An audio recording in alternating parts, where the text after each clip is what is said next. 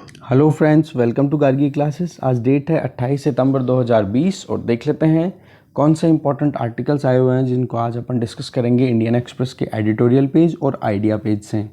देखो, ये दोनों आर्टिकल्स तो हमारे जो फॉर्मर फॉरेन मिनिस्टर थे जिनका अभी देहांत हुआ है, जसवंत सिंह जी, उनके बारे में है। तो अपन देखेंगे किस तरीके से इनकी फॉरेन मिनिस्ट्री के टाइम पे, जब ये फॉरेन मिनिस्टर थे हमारे यहाँ के एक्सटर्नल अफेयर मिनिस्टर, तो किस तरीके से इंडिया में क्या क्या चेंजेस आए, फॉरेन जो आज डिप्लोमेसी जिस तरीके की आज चल रही है उसमें कितना इम्पोर्टेंट रोल इन्होंने प्ले किया था एनडीए की जब गवर्नमेंट हुआ करती थी अटल बिहारी वाजपेयी जी के अंडर में। ठीक है, तो ये जानने की कोशिश करेंगे कि इनके टाइम पे क्या क्या इंपॉर्टेंट डेवलपमेंट्स हुए थे वो। दूसरा, ये आर्टिकल और ये आर्टिकल, ये दोनों आर्टिकल एग्रीकल्चर से रिलेटेड है। एग्रीकल्चर में जो अभी रिफॉर्म्स लाए गए हैं, जो कानून अभी नए लाए गए हैं, उनसे रिलेटेड। यहाँ पे तो पार्लियामेंट्री एक्टिविटी से रिलेटेड चीज़ बता रहे हैं कि किस तरीके से पार्लियामेंट में काम किया गया है, और यहाँ पर एक अलग ही आइडिया दे रहे हैं कि किस तरीके से जो फार्मर्स का जो कंसर्न है उसको अपन एड्रेस कर सकते हैं। अभी एग्जिस्टिंग जितनी भी इश्यूज़ हैं उन सारे इश्यूज़ को साइड में करने के लिए अपने को क्या एक इनोवेटिव कदम लेना चाहिए, वो यहाँ पर इस आर्टिकल से जानने की कोशिश करेंगे। इस आर्टिकल में क्रिटिसिज्म है। क्रिटिसिज्म अपन ऑलरेडी बहुत बार डिस्कस कर चुके हैं। इसके कुछ बुलेट पॉइंट्स मैंने एक्सट्रैक्ट किए हैं, वो मैं आपको यहीं पर बता देता हूँ। इसमें ये बताया जा रहा है कि राज्यसभा में जब ये बिल आए थे ना, एग्रीकल्चर रिफॉर्म से रिलेटेड तीनों बिल, तो उस टाइम पे डिमांड की गई थी डिवीज़न की, जो कि राज्यसभा के रूल 252 के अंडर में आती है। जो राज्यसभा की प्रोसीजर की जो रूल बुक है ना, उसमें 252 नंबर का जो रूल है वो ये कहता है कि कोई भी मेंबर जो है वो डिवीज़न की डिमांड कर सकता है किसी भी पर्टिकुलर इशू पे। कैसे कि मान लो कोई अभी एग्रीकल्चर से रिलेटेड या रिफॉर्म से रिलेटेड ये बिल्स आए, तो अपोजिशन पार्टी के मेंबर ने ये कहा कि भाई आप वोटिंग करवाओ इस पे। तो उस टाइम पे जो प्रिजाइडिंग ऑफिसर थे, जो कि आप कह सकते हो डेप्टी चेयरमैन ऑफ राज्यसभा उस टाइम पे प्रिजाइड कर रहे थे, तो उन्होंने डिनाई कर दिया। तो वो कहीं ना कहीं रूल 52 के अगेंस्ट में जाता हुआ दिखाई दिया। इसके अलावा यहाँ पर राइटर एक चीज़ वही रिपीट कर रहे हैं कि जो फार्मर्स हैं उनको आप सीधा एग्री बिजनेस सिस्टम के लिए आप ओपन कर रहे हो। ठीक है, तो उसकी वजह से जो स्मॉल फार्मर्स हैं तो उनको कहीं ना कहीं ज़्यादा परेशानियों का सामना करना पड़ेगा। इनको मार्केट प्रॉपर्ली नहीं मिलेगा, या फिर उनको डील करने के लिए इनके पास में इतना से नहीं होगा या इतना स्ट्रेंथ नहीं होगी इनकी बातों में, जिससे कि जो कॉन्ट्रैक्टिंग पार्टी रहेगी, जो भी सामने वाला कॉर्पोरेट सेक्टर का जो बंदा रहेगा या जो भी एंटिटी रहेगी, तो उसके सामने स्मॉल फार्मर कहीं ना कहीं वीक महसूस करेगा। तो कॉन्ट्रैक्ट फार्मिंग जो है वो कहीं ना कहीं स्मॉल फार्मर्स के इंटरेस्ट के अगेंस्ट है। दूसरी तरफ जो स्मॉल फार्मर्स है, अगर उनके नंबर्स की बात करें तो एक्सप्लेन पेज में अपन ने ये चीज़ अच्छे से डिस्कस की थी कि हमारे यहाँ पर 5 हेक्टेयर से कम, मतलब जो स्मॉल एंड मार्जिनल फार्मर्स हैं, उनकी अगर टोटल आप स्ट्रेंथ देखोगे ना ओवरऑल फार्मर्स की पॉपुलेशन में, तो आप पाओगे लगभग 86.2% तक उनकी स्ट्रेंथ आती है। तो अगर इस पूरे इतने बड़े मतलब सेगमेंट का आप इंटरेस्ट प्रोटेक्ट नहीं करते हो, तो किस तरीके से ये एग्रीकल्चरल रिफॉर्म जो है फार्मर्स के लिए अच्छे हो सकते हैं। इसके अलावा ये बोलते हैं राइटर यहाँ पे कि बिहार में एपीएमसी मंडीज़ को अबॉलिश कर दिया गया था 2006 में। ये चीज़ अपन ने एक आर्टिकल में ऑलरेडी मैंने बताया था, फैक्चुअल चीज़ शायद सैटरडे को आया था आर्टिकल, राइट। तो अबॉलिश कर दिया गया था 2006 के टाइम पे। तो उसके बाद में आप वहाँ पर देखो जो स्मॉल फार्मर्स हैं वो बिल्कुल एक्सपोज हो गए, उनकी कोई सुध ही नहीं लेता है वहाँ पर वो कहीं ना कहीं छोटे मोटे ट्रेडर्स को इनसे अलाइनमेंट करने की कोशिश करते हैं। तो वहाँ पर भी कहीं ना कहीं स्मॉल फार्मर्स को मार्जिनलाइज कर दिया गया। तो ये तो एक जीता जागता एग्जाम्पल है। इसके अलावा ये बोलते हैं कि जब कॉन्ट्रैक्ट फार्मिंग प्रमोट होती है ना, तो लिटिगेशन के इश्यूज बहुत ज़्यादा आते हैं। उनमें एक एग्जाम्पल सबसे बड़ा जो प्रीवियसली बहुत न्यूज़ में भी रहा था कि जब पेप्सिको ने पोटैटो फार्मर्स के अगेंस्ट में एक मतलब केस लगाया, लिटिगेशन लगाई और 1 करोड़ रुपए की डिमांड की थी, जो कि अहमदाबाद वाले रीजन से एसोसिएटेड था। तो ये कहीं ना कहीं आपको यहाँ पर जो पॉइंट्स मैं बता रहा हूँ वो आप इन रिफॉर्म्स के अगेंस्ट में लिखने में अपने फॉर्डर मटेरियल की तरह आप ऐड ऑन कर सकते हो। ठीक है, एग्जाम्पल भी आ गया अहमदाबाद का, बिहार का। तो इससे क्या होता है, जब अपन कोई चीज़ स्टेटमेंट लिखते हैं ना, तो जब एग्जाम्पल दे देते हैं तो वो सब्सटेंशिएट हो जाता है। तो आंसर राइटिंग में आप एक चीज़ ज़रूर ध्यान रखना कि जब भी कोई स्टेटमेंट दो ना, तो उस स्टेटमेंट के बाद में एग्जाम्पल ज़रूर दो, फैक्ट्स ज़रूर दो। उल्टा मत कर देना कि फैक्ट पहले दो और फिर बाद में उसको क्लैरिफाई करने की कोशिश करो, तो वो ज़्यादा इफेक्टिव नहीं जाता। आप पहले स्टेटमेंट दो 1 लाइन या 1.5 लाइन में, और फिर उसके बाद में 1-2 एग्जाम्पल दे दो या एक एग्जाम्पल दे दो, जिससे कि राइटर को लगे कि वाकई में सॉलिड प्रूफ है इसके पास में। यही तो होता है, आप जब भी कोई आर्ग्यूमेंट काउंटर आर्ग्यूमेंट होता है, आप अपनी बात बोलते हो, फिर बाद में एग्जाम्पल रेफरेंस देते हो कि भाई उस दिन ऐसा हुआ था और इसका ये बंदा मेरे पास में सबूत है। तो वो उससे क्या स्ट्रेंथ मिलती है आपकी बात को। एग्जैक्टली अपन बात ही तो करेंगे ना क्वेश्चन आंसर के फॉर्म में वहाँ पे एग्जाम में, ठीक है।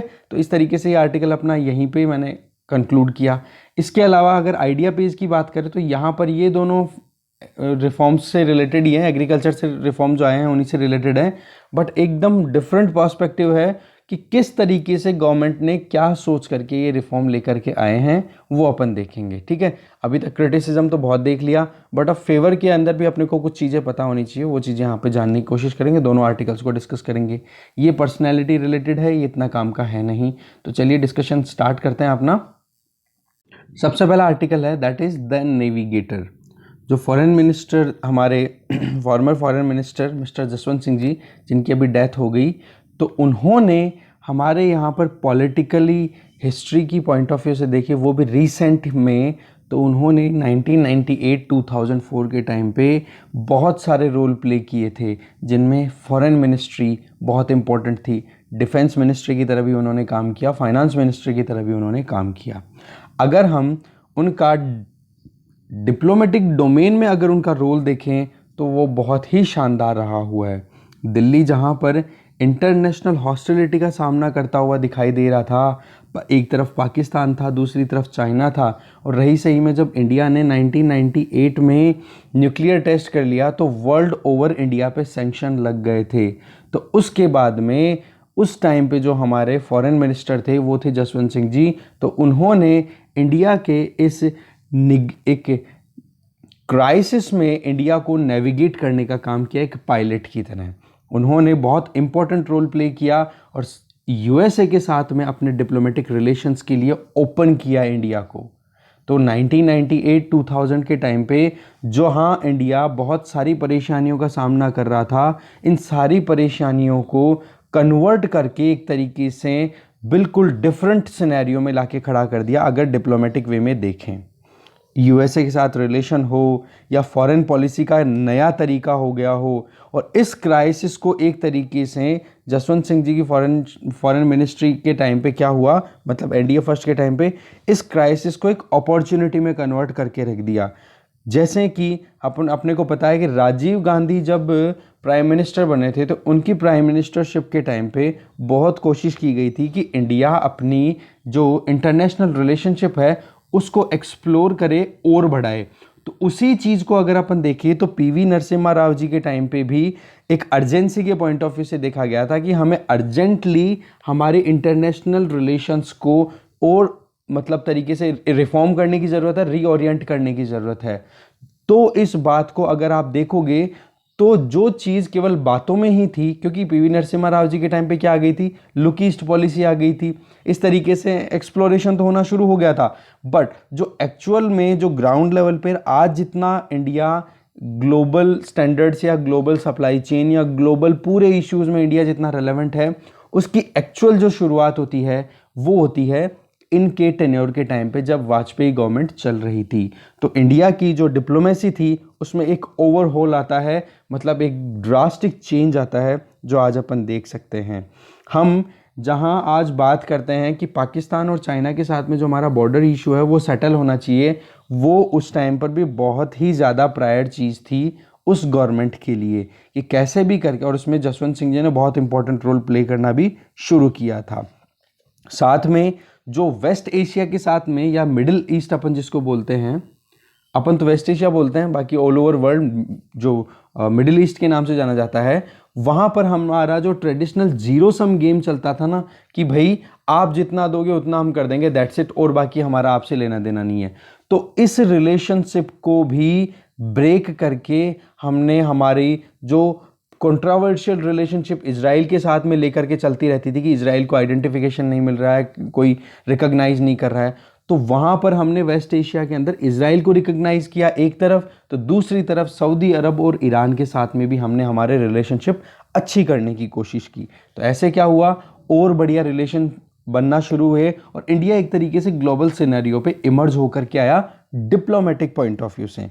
ऐसे ही हमारा जो अभी तक का मतलब जब तक एनडीए गवर्नमेंट आई थी 1998 से 2004 वाली, तब तक हमारा एक तरीका रहा है डिफेंसिव पॉलिसी का कि हमने कभी भी अटैकिंग मूड नहीं रखा या फिर कहीं पे भी असर्टिव मूड नहीं रखा। डिप्लोमेटिक पॉइंट ऑफ व्यू से अगर देखें तो हमारा ये एटीट्यूड इस टाइम पर आकर के जसवंत सिंह की लीडरशिप के टाइम पे ये डिफेंसिव जो रोल था वो हमने छोड़ना शुरू कर दिया और फिर धीरे धीरे हमने अपने आप को असर्ट करना शुरू कर दिया वर्ल्ड पॉलिटिक्स में। तो जसवंत सिंह जी की जब बात आए तो हम कहीं ना कहीं ये देख सकते हैं जहां पर इंडिया डिप्लोमेटिकली एक प्रिकली रोल प्ले मतलब प्रिकलीनेस का सामना करता रहता था। प्रिकलीनेस की वजह से कहीं ना कहीं अपने आप को प्रोटेक्टिव बना के रखता था। प्रिकलीनेस का मतलब क्या है, प्रिकली का मतलब होता है कि आप जैसे कोई प्रोटेक्टिव शील्ड अपने बाहर लगा लो और एकदम पैक रहो। तो इंडिया कहीं ना कहीं इतना ओपन अप नहीं था, तो उस शील्ड को हटा करके और इंडिया की जो फॉरेन पॉलिसी थी उसमें बहुत सारे चेंजेज आए, जो कि आज अपन देख सकते हैं कि वाकई में इंडिया जो है आज वर्ल्ड लेवल पे अपनी रेलेवेंस बहुत हद तक बढ़ाने में सक्सेसफुल रहा है। तो इस तरीके से इस आर्टिकल में यही कहा जाता है कि जसवंत सिंह जी हमेशा अपने आप में एक अहम पर्सनैलिटी रहेंगे, एक कॉन्सिक्वेंशियल फॉरेन मिनिस्टर की कैटेगरी में हमेशा कंसिडर किए जाएंगे, इनको याद किया जाएगा। नेक्स्ट आर्टिकल है वो भी जसवंत सिंह जी के बारे में ही है। इसमें भी अपन देख लेते हैं इंपॉर्टेंट क्रक्स जो है वो जानने की कोशिश करते हैं, क्या डेवलपमेंट्स हुए थे उस टाइम पे और कुछ इंपॉर्टेंट थे उनको तो ओवरव्यू अभी तक कर लिया है। देखो इन्होंने ये बताया है यहाँ पर इस आर्टिकल में कि जब चाइना इंडिया वॉर हुआ था ना 1962 में, और इंडिया का बहुत बुरे तरीके से वहाँ पर इंडिया को हारसमेंट का सामना करना पड़ा था, बहुत बुरे तरीके से हार हुई थी, तब जाके ये उस टाइम पे एक सोल्जर की तरह थे वहाँ पे उस लड़ाई में। तो इन्होंने बिल्कुल क्लियरली आइडेंटिफाई किया था कि कैसे इंडिया की जो पॉलिटिकल लीडरशिप है वो फेल हुई थी उस टाइम पे चाइना से लड़ाई लड़ने में। तो उस केस में चाइना से लड़ाई लड़ने में जब इंडिया की इतनी बुरे तरीके से हार हुई थी, तो तब इनके दिमाग में आया कि हमें भी एक पॉलिटिक्स के अंदर इंपॉर्टेंट रोल प्ले करना चाहिए और लीडरशिप को चेंज करने की ज़रूरत है। यहाँ तक का अगर आप पैराग्राफ देखोगे ना, ये सारा पॉलिटिकल पर्सपेक्टिव है, ये इंडिविजुअली अपने किसी काम का नहीं है। आर्टिकल यहाँ से अपने लिए काम का शुरू होता है जहाँ से मैंने पिक कर लिया, राइट। तो इसमें क्या होता है कि जैसे ही चाइना के साथ में इस तरीके की डिफीट होती है तो फिर ये पॉलिटिक्स में भी एंटर हो जाते हैं। फिर उसके बाद में इनका इम्पोर्टेंट रोल तब आता है जब 1999 की बात अगर अपन करें तो उस टाइम पे वाजपेयी जी ने बस यात्रा की थी पाकिस्तान के साथ में पीस प्रोसेस शुरू करने के लिए। इसके अलावा फिर पाकिस्तान ने कारगिल में भी अपनी ऑफेंसिवनेस दिखाई थी, तो कारगिल में भी फिर बहुत ज़बरदस्त तरीके से इंडिया ने पाकिस्तान को धोया था। इसी तरीके से आप देखोगे तो जब परवेज़ मुशर्रफ ने तख्ता पलट करके और ख़ुद वहाँ का प्रेसिडेंट बन गया था पाकिस्तान का, तो वहाँ पर भी पाकिस्तान के साथ में पीस प्रोसेस को कंटिन्यू करने के लिए जसवंत सिंह जी ने एक तरीके से एक समिट का आयोजन किया वाजपेयी जी के साथ में। वाजपेयी जी और परवेज़ मुशर्रफ के बीच में आगरा समिट 2001 में करवाई गई। तो अल्टीमेटली पॉइंट ये आता है कि कैसे भी करके नेबर्स के साथ में पीसफुल रिलेशनशिप मेंटेन की जा सकती है, उस पे इनका बहुत ज़्यादा जोर रहा था, जो कि आज कहीं ना कहीं अपन देख सकते हैं मिसिंग है। आज की कंटेम्प्रेरी अगर गवर्नमेंट की बात करें तो पाकिस्तान के साथ हमारा कोई डिप्लोमेटिक कॉन्वर्सेशन नहीं है। हाँ, मतलब कुछ बैक चैनल से कॉन्वर्सेशन होती रहती है, बट फ्रंट में डिप्लोमेटिक पॉइंट ऑफ व्यू से कोई स्ट्रेटेजिक कॉन्वर्सेशन नहीं होती। इसी तरीके से जब प्लेन हाईजैक हुआ था उसको लेके चले गए थे कहाँ पे, प्लेन हाईजैक करके इंडियन एयरलाइंस का जो प्लेन था उसको लेकर के चले गए थे कंधार में। फिर उसके बाद में मसूद अजहर को छोड़ना पड़ा था क्योंकि उधर प्लेन में 166 जने थे, उनकी ज़िंदगी और मौत का सवाल था। तो उस टाइम पे जब मसूद अजहर को रिलीज़ करने के साथ लेके गए थे और उस एयरलाइन की फ़्लाइट को छुड़ाने के लिए गए थे ना, तब इन्होंने ये कहा था कि कोई मैं वहाँ पे घूमने नहीं गया था। जिस तरीके से ऑपोजिशन ने या हमारे ऊपर एक तरीके से दाव खेले हैं लोगों ने क्योंकि वहाँ पर जो एक लीडरशिप की और जो डिसीजन मेकिंग जो कैपेबिलिटी होती है ना, वो बहुत स्ट्रांगली इन्होंने शो की थी। साथ में अगर आगे बात करें तो पाकिस्तान के साथ में डिप्लोमेटिक लेवल पे उस टाइम पे जब बातचीत होती थी तो एक चीज़ बिल्कुल क्लियर कर दी थी कि भाई जो LOC है ना, उसको ही हम फाइनल बॉर्डर क्यों ना मान ले, वहीं पे उसको फाइनल कर दे, जिससे कि एक सॉफ्ट बॉर्डर क्रिएट हो जाए।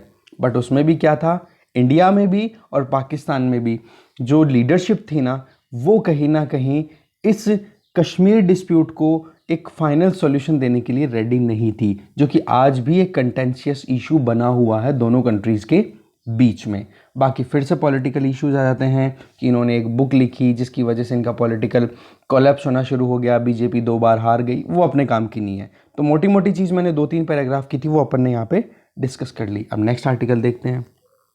नेक्स्ट आर्टिकल है the farmers freedom to sell. इसमें अपन देख लेते हैं क्या कहना चाह रहे हैं अशोक गुलाटी जी।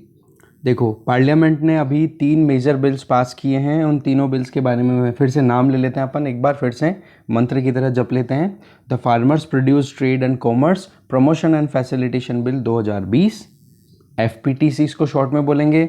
The farmers empowerment and protection agreement on price assurance and farm service bill 2020, FAPAFS ये बिल बोला जाएगा। और फिर बाद में है the essential commodities amendment bill 2020, ECA इसको अपन बोलेंगे। तो फर्स्ट है वो तो क्या है, APMC जो मंडीज़ हैं उनको बाईपास करना है। दूसरा है कॉन्ट्रैक्ट फार्मिंग से रिलेटेड, और तीसरा हो गया असेंशियल कमोडिटी से रिलेटेड। ये तीनों बिल्स को डिटेल में हमने डिस्कस किया है जब अपन ने बात की थी इसकी, क्या बोलते हैं, एक्सप्लेन पेज पे। ओके, तो एक्सप्लेन वीडियो आप जरूर देखा करो, मैं अच्छे से समझाने की कोशिश करता हूँ वहाँ पर भी। और अगर आप खुद से पढ़ लेते हो एक्सप्लेन तो कोई प्रॉब्लम नहीं है, और नहीं पढ़ते हो तो आप एक बार केवल देख लिया करो। जल्दी से जल्दी कोशिश करता हूँ और भी 2-3 पर्सपेक्टिव और क्लियर करने की कोशिश करता हूँ उन वीडियोज़ में। तो उसमें क्या होता है, इस वीडियो में तो आइडिया और एडिटोरियल पेज हो जाता है, और उस वीडियो में आपका एक्सप्लेन पेज हो जाता है। तो इस तरीके से ये 3 रिफॉर्म्स लाए गए अभी गवर्नमेंट के द्वारा। अब बात क्या होता है, अगर अपन इकोनॉमिक रैशनल्स को देखें ना, तो ये लेजिस्लेशन जो कानून लाए गए हैं, ये फार्मर्स को ग्रेटर चॉइस देते हैं कि वो अपने एग्रीकल्चर प्रोड्यूस को कहाँ पर बेचना चाहते हैं, किस स्टोर पर बेचना चाहते हैं, क्या प्राइस उनको चाहिए है। तो एक तरीके से कंपटीशन आएगा मार्केट में। तो लिबरल मार्केट जब होगा तो कंपटीशन अच्छा आएगा। तो आपको भी पता है कंपटीशन तो एक सर्विस प्रोवाइडर के लिए भी अच्छा रहता है, तो कंज्यूमर के लिए भी अच्छा रहता है। आज अगर जियो, रिलायंस जियो हो गया, एयरटेल हो गया, वोडाफोन हो गया, इनमें कंपटीशन है, तो अल्टीमेटली बेनिफिट किसको हो रहा है, कंज्यूमर को हो रहा है कि नहीं। और दूसरा, वो अपने तीनों अगर कंपटीशन करेंगे तो कौन सा अपने घर में घाटा खा करके फिर बाद में अपने को सर्विस देंगे, बिल्कुल नहीं देंगे। तो उनको भी कहीं ना कहीं बैलेंस करने का मौका मिलेगा, और मार्केट में एक चेक एंड बैलेंस का सिस्टम बनना शुरू हो जाएगा। तो राइटर यहाँ पे ये बोल रहे हैं कि फार्मर्स को भी एक तरीके से ओपन मार्केट मिलेगा, तो वो उनके लिए अच्छा रहेगा। तो इस तरीके से एक वैल्यू चेन बनेगी एग्रीकल्चर में, जिससे कि मार्केटिंग कॉस्ट भी रिड्यूस होगी, बेटर प्राइस को डिस्कवर करने में भी फार्मर्स को मौका मिलेगा कि कहाँ पर मुझे ज़्यादा फायदा हो रहा है। और इसके साथ में price realisation for the farmers, मतलब जो वो अपनी रेट में जिसमें बेचना चाहते हैं उस रेट के लिए वो compete भी कर सकते हैं, बार्गेन भी कर सकते हैं कि भाई हम तो इसी लेवल पे, इसी चीज़ के ऊपर, इसी रेट पे ये बेचना चाहते हैं।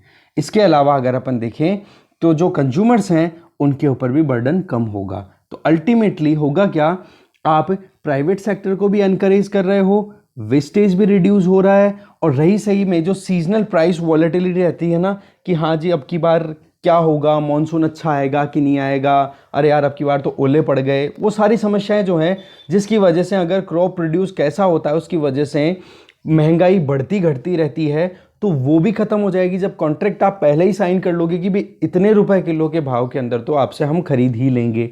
तो यहाँ पर कहीं ना कहीं लिबरलिज्म की एक भावना आती है।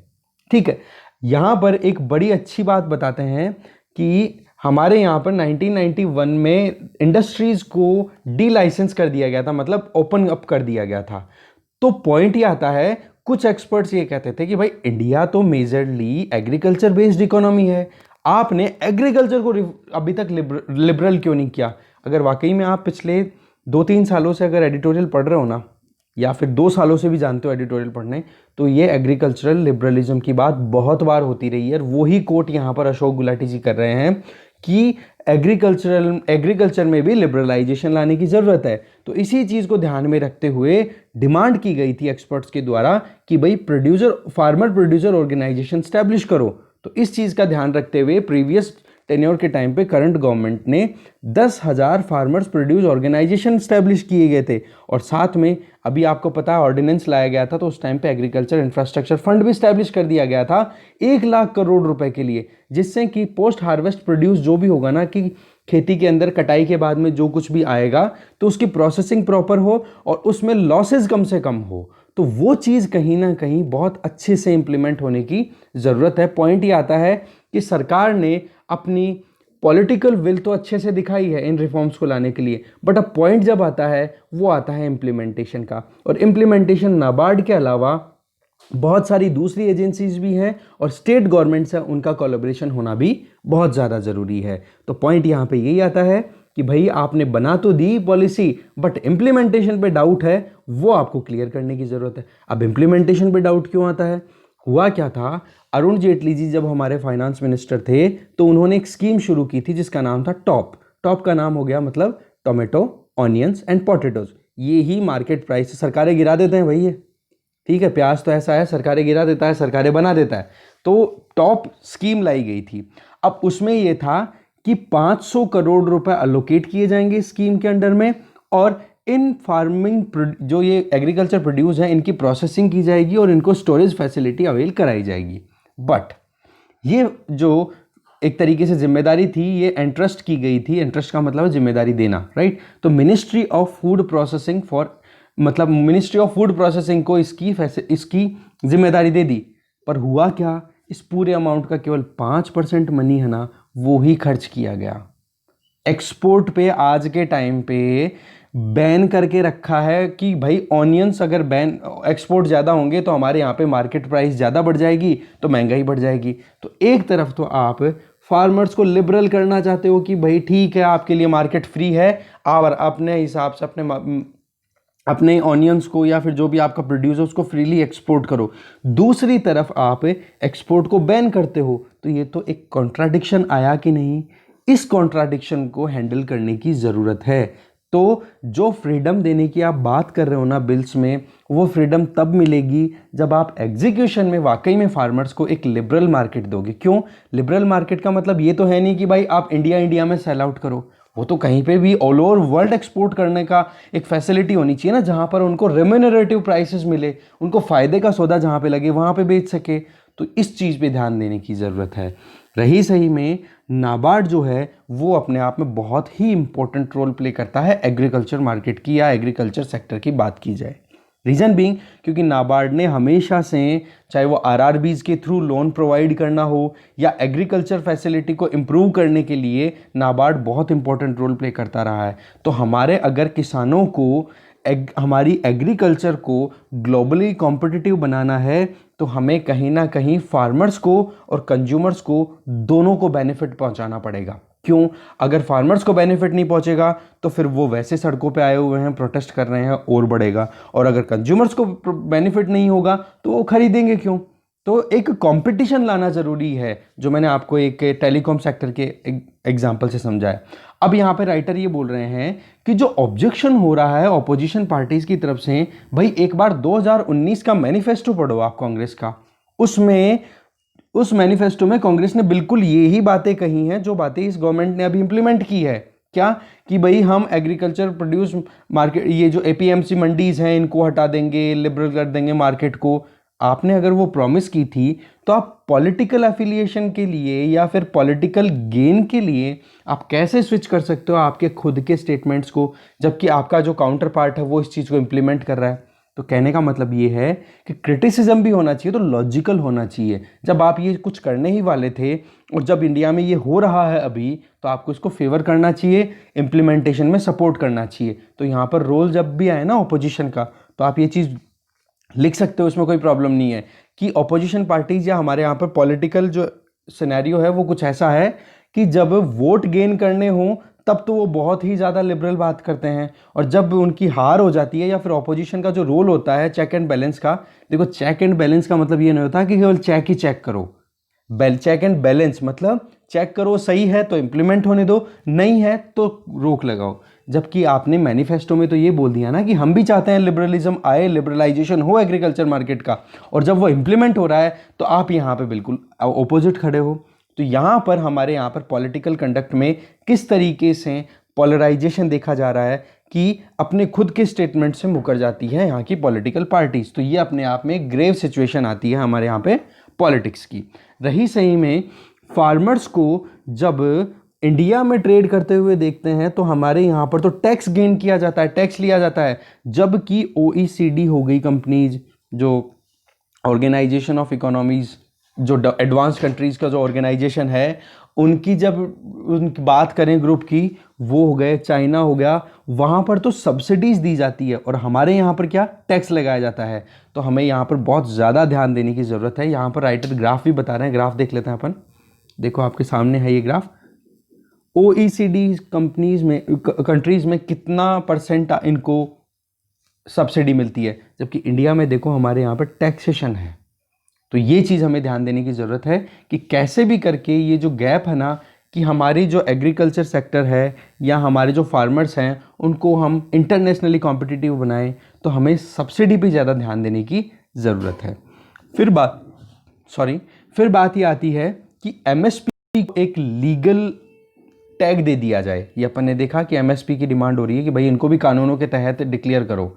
अब आप एक चीज़ बताओ, अगर MSP लीगल हो गई तो वहाँ पर कहीं ना कहीं आप देखोगे कि प्राइवेट प्लेयर्स अगर प्रॉपर पे नहीं करेंगे, MSP तक भी अगर प्राइसेस नहीं देंगे, तो इसका मतलब तो उनको जेल हो जाएगी। तो क्या इस तरीके से प्राइवेट सेक्टर को या प्राइवेट प्लेयर्स को आप अपनी तरफ खींच सकते हो? नहीं, इन्वेस्टमेंट ही नहीं आएगा एग्रीकल्चर सेक्टर में। तो अगर ये लीगल जो डिमांड हो रही है ना, तो ये तो कहीं ना कहीं बहुत ही ज़्यादा एक्सट्रीम चली जाएगी। तो इस चीज़ को तो अवॉइड करने की ज़रूरत है। दूसरी तरफ अगर MSP पे ही अगर देखें कि ये सारा प्रोटेस्ट जो हो रहा है वो MSP को लेकर ही हो रहा है, तो यहाँ पर राइटर सीधा बोल रहे हैं भाई टोटल 23 कमोडिटीज़ की MSP अनाउंस की जाती है, पर मेजरली खरीदी कौन सी जाती है? MSP के ऊपर भी मैंने एक्सप्लेन पेज डिस्कस कर रखा है अच्छे से। तो वीट एंड पैडी, मेनली गेहूं और चावल की मेनली प्रोक्योरमेंट होती है गवर्नमेंट के द्वारा थ्रू आउट इंडिया अगर देखो। और रही सही में 21 जो क्रॉप्स हैं उनका क्या, वो तो कवरेज में आ ही नहीं रही है। और एक रिपोर्ट का यहाँ पे हवाला दे रहे हैं जो कि 70th राउंड ऑफ NSSO के बेसिस पे कि किस तरीके से हमारे यहाँ पर एग्रीकल्चर हाउस होल्ड हैं, उनकी सिचुएशन क्या चल रही है। तो उसमें ये बताया जा रहा है कि हमारे यहाँ पर जितने हाउस होल्ड है ना फार्मर्स, उनका केवल 6%, सिर्फ 6% फार्मर्स ही MSP का फ़ायदा उठाते हैं। 94% जो कम्युनिटी है ना, वो परफेक्ट मार्केट को फेस करती है, सीधा मार्केट से डील करती है। तो आप खुद देख लो कि MSP की रेलेवेंस अगर अपन वॉल्यूम वाइज भी देखें तो कितनी कम है। इसी तरीके से टाइम आ गया है कि हम कैसे भी करके एग्री मार्केट राइट के लिए काम करें। एक तरफ फार्मर्स को लिबरल मार्केट मिले, दूसरा एक्सपोर्ट वो लिबरली कर सके, तीसरा हमारे यहाँ पे टैक्स की बजाय सब्सिडीज प्रोवाइड करने की ज़रूरत है फार्मिंग सेक्टर को, इससे कि वो और ज़्यादा एम्पावर्ड फील करे।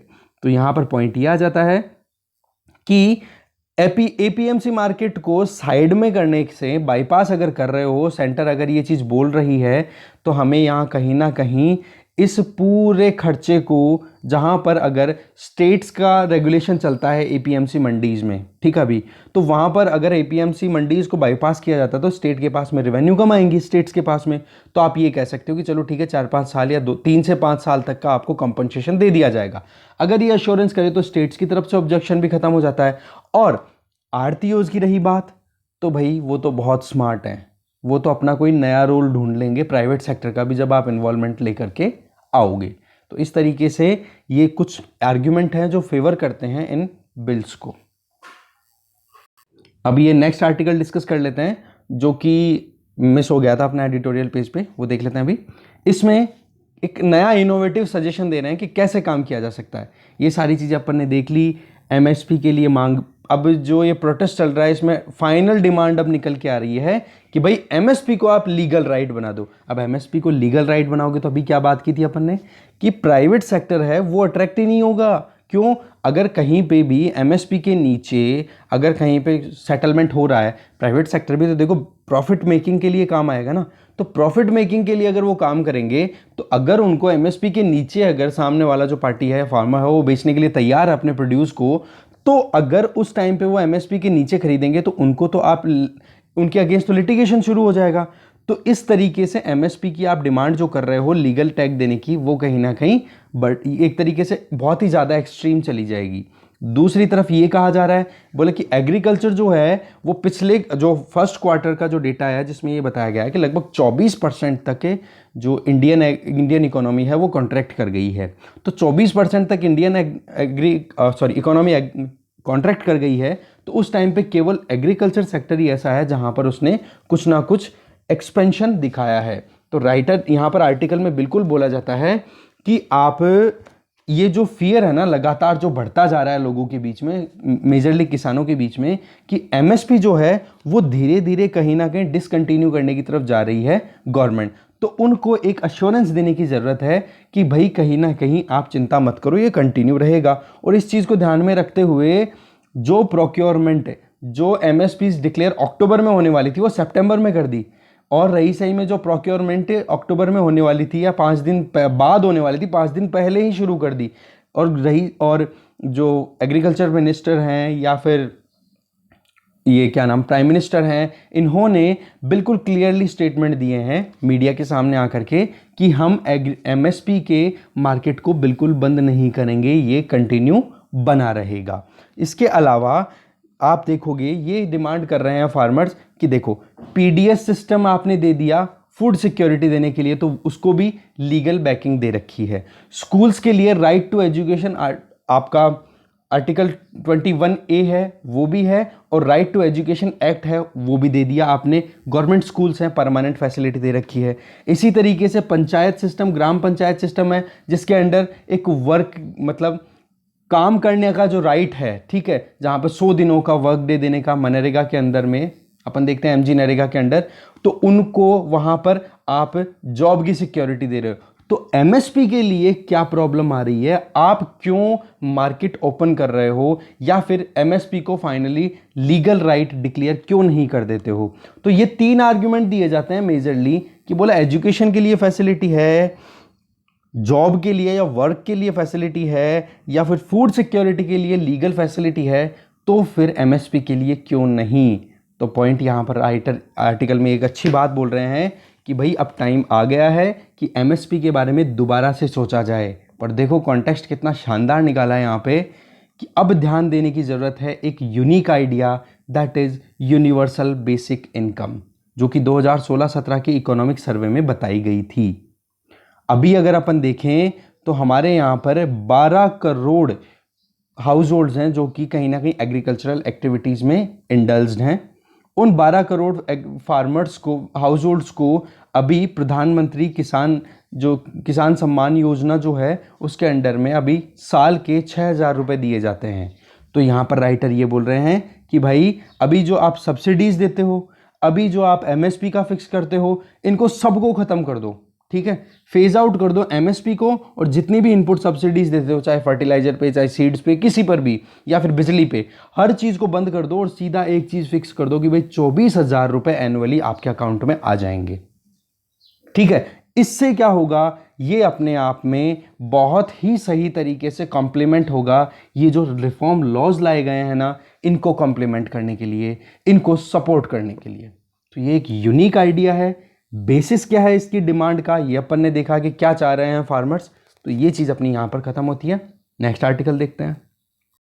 ये भी एग्रीकल्चर से रिलेटेड ही है, बट इसमें जानने की कोशिश करेंगे कि कहाँ पर मेजर प्रॉब्लम आ रही है। ऑल ओवर इंडिया रिफॉर्म्स आए ना, ये तो जो एग्रीकल्चर के तीनों रिफॉर्म आए हैं ऑल ओवर इंडिया है, पर सबसे ज़्यादा रेज कहाँ पर हो रही है वॉइस इसके अगेंस्ट में? पंजाब और हरियाणा में। अब देखते हैं कि यहाँ पर विवेक देबरॉय किस तरीके से डिफेंड कर रहे हैं इन रिफॉर्म्स को, और किस तरीके से हम फेवर कर सकते हैं इस पूरे प्रोसेस को जो कि गवर्नमेंट ने अभी इनिशिएट किया है 3 एग्रीकल्चरल रिफॉर्म से रिलेटेड एक्ट जो लेकर के आए हैं।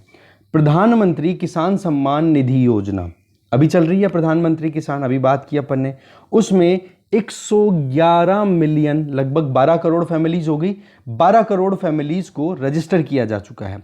अब यहाँ पर ये बोला जा रहा है कि भाई अगर फैमिली में एक भी बंदा कोई एमपी है या एमएलए है या 10,000 से ज़्यादा उसकी पेंशन आती है या फिर एक भी बंदा फैमिली में इनकम टैक्स पे करता है या कोई प्रोफेशनल काम करता है तो उनको पीएम किसान सम्मान योजना के अंतर्गत नहीं लिया जाएगा।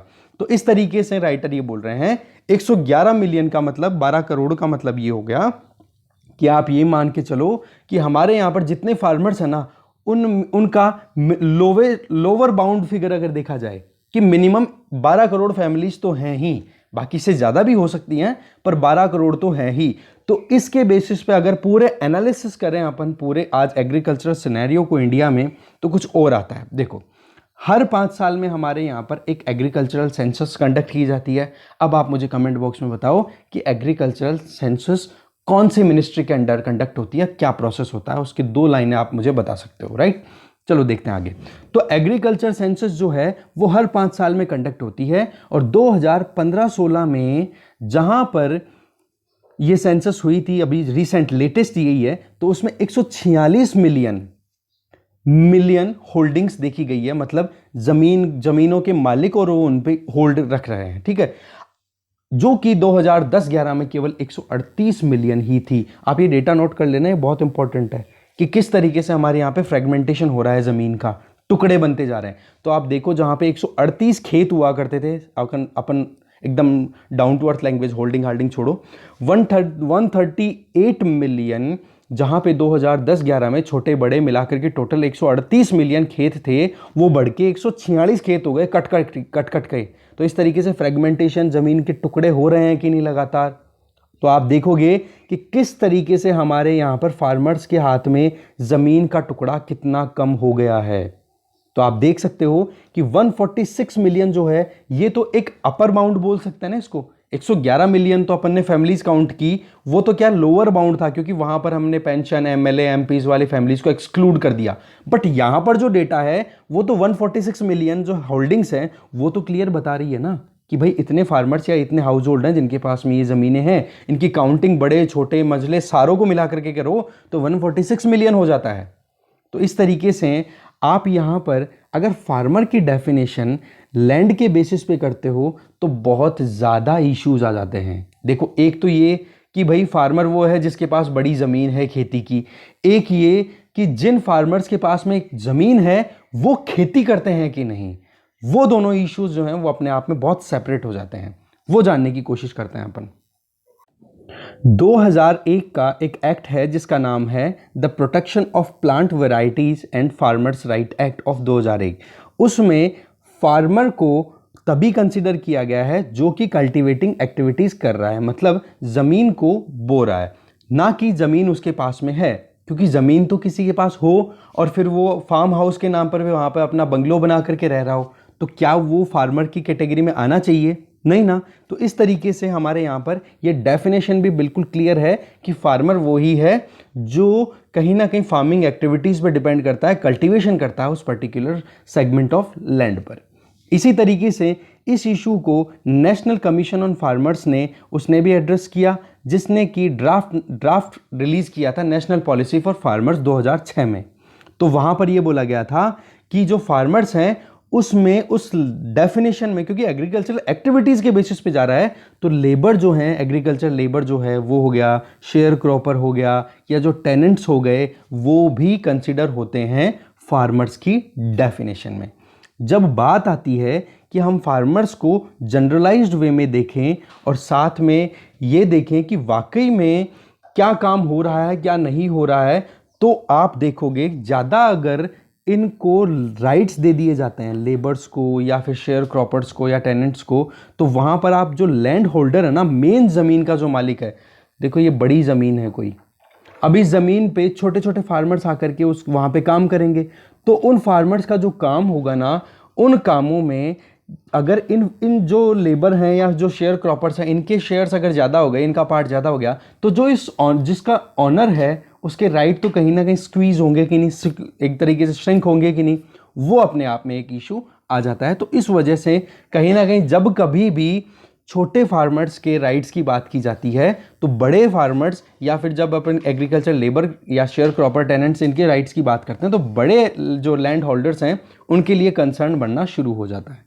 दूसरी अब भी यहाँ पर इंपॉर्टेंट बात ही आ जाती है कि जब हम फार्मर्स को डिफाइन करने की ही बात कर रहे हैं तो हमें कहीं ना कहीं लैंड के बारे में जानने की सबसे ज़्यादा ज़रूरत है। होता क्या है, committee on state agrarian relations and unfinished task in land reform, ये कमिटी थी कि जो हमारे यहाँ पर एग्रीकल्चर रिलेशन से संबंधित जो काम होने चाहिए थे और जो लैंड रिफॉर्म होना चाहिए था हमारे यहाँ पर इंडिपेंडेंस के बाद में, उस पर एक कमेटी कॉन्स्टिट्यूट की गई थी 2009 में। तो उन्होंने बहुत ही ज़बरदस्त तरीके से क्रिटिसिज्म किया था कि किस तरीके से हमारे यहाँ पर लैंड रिफॉर्म लाए गए हैं। तो कमेटी ने बिल्कुल ये कह दिया था कि survey and settlement operations in the permanently settled area, जहाँ पर परमानेंटली सेटल्ड एरिया, आप ज़मीन का सेटलमेंट आप देखोगे मॉडर्न हिस्ट्री में, जब आप पढ़ोगे स्पेक्ट्रम पढ़ो या विपिन चंद्रा, तो वहाँ पर परमानेंट सेटलमेंट की बात आती है, ठीक है, स्थायी बंदोबस्त जिसको हिंदी में बोलते हैं। तो उन एरियाज में भी आप देखोगे तो आज भी प्रॉपर रिफॉर्म्स नहीं लाए गए हैं। जबकि क्या बात की जाती है एग्रीकल्चर रिफॉर्म में कि इंटरमीडियरीज को हटाना शुरू कर दिया, जमींदारी, मालवाड़ी, रेयतवाड़ी, ये जो सिस्टम थे इनको हटा दिया गया था। जबकि बिहार जो कि उसी रीजन में आता है, बंगाल में सबसे पहले परमानेंट सेटलमेंट का सिस्टम आया था, तो बंगाल रीजन, बंगाल, बिहार, उड़ीसा वाले रीजन में जहां पर ईस्ट इंडिया कंपनी सबसे पहले अपने जड़े जमाने में सक्सेसफुल रही थी, तो उस रीजन में भी आज आप देखोगे तो अभी तक भी लैंड रिफॉर्म्स को कंक्लूड नहीं किया गया है। तो आप आज देखोगे तो उस डेटा से यह पता पड़ता है कि हमारी इंडिपेंडेंस के 2 से 3 दशक पहले लगभग 1920 तक जो रिफॉर्म आने थे वो रिफॉर्म आ गए, और इंडिपेंडेंस के बाद से लेके अब तक कोई एक सिग्निफिकेंट लैंड रिफॉर्म्स का काम नहीं हुआ है। छोड़ के एक चीज को, ढंग की चीज एक हुई है कि हमारे यहां पर लैंड रिकॉर्ड्स का डिजिटाइजेशन हो गया, उनका डिजिटल रिकॉर्ड करना शुरू कर दिया 2009 में जब शुरू किया गया था अंडर द प्रोग्राम, जो कि डिपार्टमेंट ऑफ लैंड रिसोर्सेज, जिन्होंने digital India land record modernisation programme शुरू किया था। ठीक है, तो इस तरीके से लैंड रिकॉर्ड्स को जो है डिजिटाइज करने का अपने आप में एक इंपॉर्टेंट काम हुआ। ये अपन लैंड रिफॉर्म के पॉइंट ऑफ व्यू से कह सकते हैं। लैंड रिफॉर्म भी क्या, लैंड रिकॉर्डिंग के पॉइंट ऑफ व्यू से कह सकते हैं। जबकि आप देखो परमानेंट सेटलमेंट जो कि कितना एक्सप्लॉइटेटिव था, कितना शोषण किया था इस सिस्टम के अंडर में, जो भी बिचौलिए थे, जो भी जमींदार थे, उन लोगों ने, अपन पढ़ते हैं मॉडर्न हिस्ट्री में, तो उन चीज़ों को अभी तक भी हमारे इंडिया में रिफॉर्म नहीं किया गया है।